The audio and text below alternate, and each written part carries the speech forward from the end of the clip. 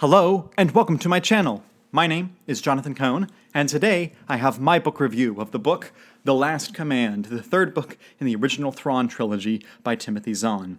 I decided to reread this trilogy as part of my journey to Ahsoka that I decided to do. I had first made a video talking about if you're excited for Ahsoka, read these books perhaps, like I've done with some of the other Star Wars series, and after doing that I realized we don't actually have a journey to Ahsoka book line like we did for the movies, like Journey to the Force Awakens, Journey to the Last Jedi, Journey to the Rise of Skywalker, etc. So I wanted to make my own to amp me up. And even though those Journey 2 books really didn't connect in huge ways, they had little Easter eggs, little references that when you watch the show or movie, you were like, oh, I see how that connects. And I felt that would be the same way because I believe there's going to be some small connections to the books. So I decided to reread this trilogy, and I had a blast. So I read the first two books, Heir to the Empire and Dark Force Rising, and put my reviews on the channel for them. I originally read this series back in 2016, back when it was announced that we'd be getting Thrawn and Rebels, because I wanted to do my homework back then. I didn't even know I was doing a Journey to Rebels when I did that. Anyway, and I loved the books. They're one of my favorite series. And the third book is an epic book. Now, before I get into the review, I want to mention, first off, if you have any thoughts or comments on the book, leave them in the comments section. If you're excited for Ahsoka, let me know about that in the comments section as well. And this review, I'm going to spend like a minute or two spoiler-free, but a lot of my discussion of this book has to be about spoilers. Not just because it's so far into the series, but also because I have a lot of spoiler thoughts, and because of how much of the lion's share of the fandom has read the book. Not lion's share of the fandom, the lion's share of the reading fandom, I should say, has read the book. I think that it's okay to do spoilers. So be warned, there will be spoilers about a minute or two in. I'll put spoilers on the screen. But my non-spoiler thoughts are, this is a very good book, an excellent book, as all three of the books are excellent. I still personally believe that the first book is just the best. It has the best pacing, it has the best characterization, it has the best plot, all that kind of stuff. That being said, the second book's super entertaining. I think that the B plot and the kind of B section of the book with Leia isn't the best, but it's still really entertaining. And the final battle in this book is just superb. And this book has some of the best action sequences, some of the best characterization, and some of the best plotting. So it does have, it really stands really close to the first book. I just personally think that the first book's a little bit better. But this book, The Last Command, is the longest book in the series, and it feels that way, but not in a bad way. Not in the, oh my goodness, I can't believe I have to read this book, but rather in the, this is so long because they packed so much in. Now, I have to get into spoilers at this point because spoilers are part of my reasoning for this. So if you've not read the book, go read it. You'll love it. If you have read the book, thanks for being here. Or if you just don't care about spoilers. So, for instance, the Battle of Coruscant that happens in this book is really only over the course of one chapter. Like, the ramifications of the battle are longer, but the battle itself is only like a 20-page chapter. And yet it felt epic and really long because he crams so much things happening, but he doesn't have filler stuff in there really. So I thought it was really well done. It felt to me, the intensity of it, the impressiveness of it, it gave me the same feeling that the Battle of Coruscant did in the old 2D Clone Wars, even though that, they were actually landing on the planet, whereas this was more like an orbital bombardment type thing. But I loved the Coruscant battle, even though it only took up a very short portion of the book. I also loved the intrigue of learning who the spy was, and then learning there wasn't a spy. They were using this technology that was inside the tree. I loved the search to uncover it, though wondering if it's Mara, because, in the first book you might have tried to, when you first met Mara Jade, you might have thought, she could be a spy or something. But by this book, you actually don't want her to be a spy because you really care about her. Because Don does such an excellent job of turning her from more of an anti-hero, not a nice personality, to actually being a nice heroine for our story. And the way that she goes and saves Leia and the children, and it's just because she she just thinks it's the right thing to do. It's not she doesn't particularly like Leia and the children. And it's so funny that she keeps saying, I'm going to kill Luke. I'm going to kill Luke. And everyone around her is like, sure you are, Mara. Sure you are. Thanks for telling us. And she can't kill Luke, but also it's just she shouldn't kill Luke because they have some kind of connection. And at this point, it's more of a friendship. And I really liked her dialogue scenes with Luke, which I'll get to in a moment. So all the stuff on Coruscant I really enjoyed. Also the build-up at the beginning of the book when you're getting to see what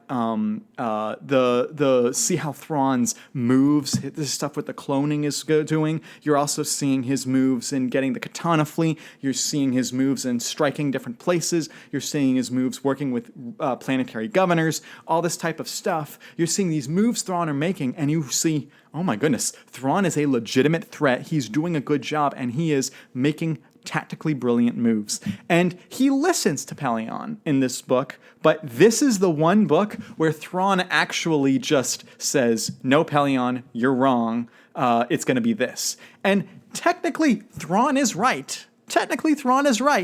But it's kind of the hubris that's what takes him out. It's that he's so confident he's right, he doesn't really analyze the situation closely. There's even a moment in the book where it's like, there's something going on with the Nogri. I'll have to check it later. It's not going to be a big deal. And then that's ending up being the thing that kills Thrawn. And you realize Thrawn should have researched that because he knew there was a problem. He didn't know what the problem was, but he knew there was a problem. And this is like the first time, like possibly ever. I mean, maybe there are other times in the Thrawn books that I'm just not remembering, or even in the canon books, but Thrawn rarely realizes there's a problem and just decides not to do it. So it might be considered out of character, but it also might be an example of he's starting to let his hubris, he's winning so much, the winning and sick and tired of winning. He's winning so much he almost just believes he will, and so that he finally brings about his own, he's the architect of his own destruction.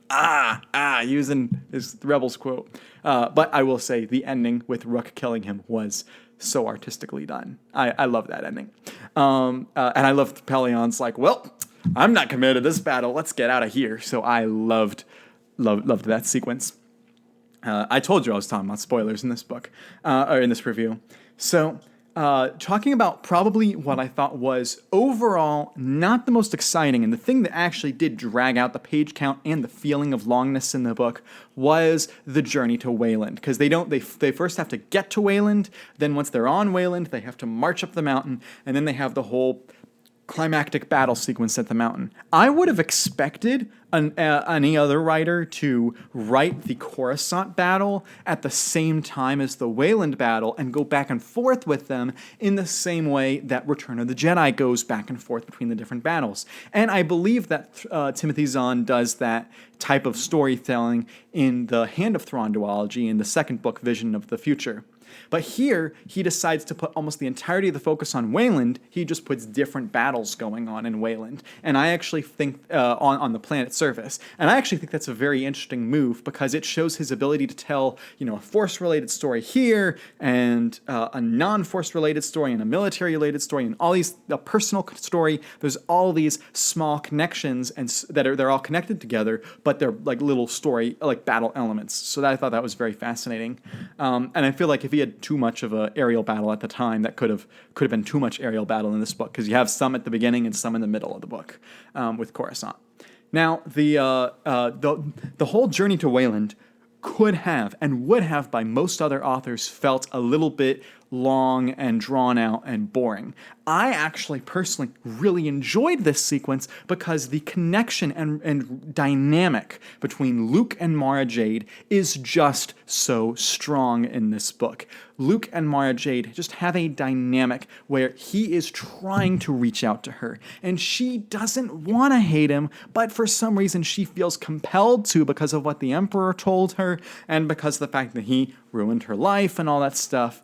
And yet there's this connection that should be there, and he's trying so hard. And Luke demonstrates great patience, and he demonstrates great true friendship. Who is the person that, you're angry right now, but I'll stick with you. And they and then when they go to Weyland, I I kind of quibble with the ending where they have Luke, the clone of Luke, come out, which is, by the way, a great storytelling device. And it's like, oh, that's what they did with Luke's hand, and that's what that thing that they were talking about, that little piece that Sabaoth wanted created. He said, "Oh yeah, get that little sampling." I believe it was in book 2, but it may have been in book 1 that he mentioned that. But they used that to create Luke. Luuke, which is also clever to do that, since you can't see the two Lukes fighting. You can read it. You can visualize it with the W, kind of like with Sabaoth, with Joruus. It's to use Joruus, that was clever. But the idea that they use that as the Mara kills that Luke, fulfilling the "you must kill Luke Skywalker." It's like, yes, it technically does that. But to me, it would have been a more emotional ending if Sabaoth had kind of been influencing Mara, and she was in a battle with the real Luke, and she finally said, "You know what? No, Emperor, I'm not going to kill the real Luke, or just Luke. I'm not going to kill Luke because I actually think he's not a bad guy, and I don't have to listen to you anymore. Be gone from my thoughts." That would have given more strength as a character to Mara, I believe, and it would have been less of a cop-out. So I don't love the idea that just killing Luke is enough. I think that it should have been Mara just saying, "Be gone, forth Satan," type thing from her mind.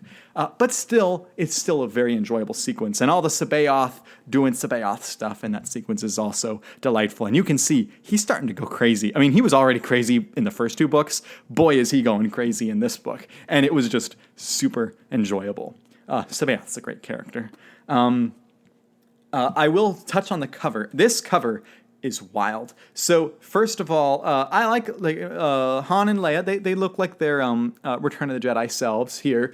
But I understand why they decided to put them in front of this kind of window pane, because it kind of evokes the Empire Strikes Back window pane, or the Return of the Jedi window panes that you see. But Luke fighting Mara on the cover is a little bit weird, because she's in this like camo outfit that almost looks like, to me, pajamas. Maybe other people don't see that, but I see it. It looks like pajamas, and so it looks a little cheesy. And then Luke's face doesn't look right. Now maybe you could say, but because it's the clone of Luke, it's looking wrong. So it's actually a hint to tell the audience that's not actually Luke. But if it's a clone of Luke, it should look exactly like Luke. So that argument doesn't really hold up. So like there's a reasoning, it makes sense why they did it, but I'm still kind of like, you could have made the cover better. You could have made the cover a little bit better. Now, I still love all 3 covers. I think all 3 covers are really well done. I'm going to personally say, much like my ranking of the books, I think the first cover is the best. And I think covers 2 and 3 are similar in quality. They're not the best, but they're similar in quality. But I think actually book 3 is a little bit better than book 2. But I still like. This is the difficulty with rating a book a book series like this, is they're just, in terms of quality, so much better than so many of the Star Wars books out there, but they are different. So when I give the first book like a 9.7, and I give the second book like a 9.0, and I give the third book like a 9.3, people are like, "Man, you're just giving them all like 9s." It's like, they're all amazing books, but it's varying levels, because there's things I like and don't like about each of them, and so it's kind of more nuanced. But I loved the book. It was such a great experience. Reading this whole trilogy was great. First of all, it brought back the memories of the books, which are just of rereading the books the first time, which was a delight. And it also was funny that I read this trilogy while I was at band camp this year. And when I first read the trilogy, I was a student in band camp. It was 2016, so that would have been my junior year. I read them going into my junior year. Whereas this time, I am now a teacher, and I'm going into my second year of teaching, but I was helping out the band. So that's kind of a cool thing. But I just had a blast rereading this trilogy, and it had great storytelling. It had great nostalgia. I really think it's going to have great connections to the Ahsoka series. In particular, when it comes to, I think that the Baylan Scroll character is going to have similarities to Sabaoth. I think that, and I'm blanking on her name, unfortunately, the Force user, the blonde Force user that has the orange-red lightsaber, I think she's going to have some similarities to Mara. I think, of course, Thrawn is going to have some similarities to his version in the books. I think that we might even see Pelion again, who was in the books. I think that Ahsoka's taking the Luke character storyline, and I think that Hera's taking the Leia and Han storylines, that type of thing. So it's not going to be a one-for-one adaptation. It's not even going to be close to a one-for-one. I mean, I wouldn't even call it an adaptation, but I would say that it's going to be an homage to the Thrawn trilogy, which is why I put it on my Journey to Ahsoka series. So I was delighted by this trilogy, including this third book that I did in this review. So how do you rank and rate the books? How do you view them in your mind? Do they have the nostalgia for you? Have you read them for the first time recently? Let me know all those thoughts in the comments section down below. And until next time, I'm Jonathan, and thank you for watching.